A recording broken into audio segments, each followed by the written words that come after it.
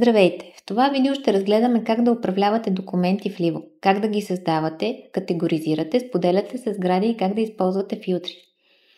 На началния екран ще видите всички въведени документи. Може да ги филтрирате по сграда, категория, създател или период. Тук ще се визуализират документи като договори, протоколи, инструкции или друга важна документация. Преди да създадете документ, е препоръчително да въведете категория.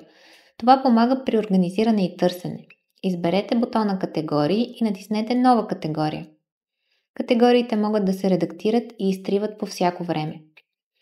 Натиснете бутона нов документ, попълнете име, избраната категория, срок на валидност, сграда и прикачете файл.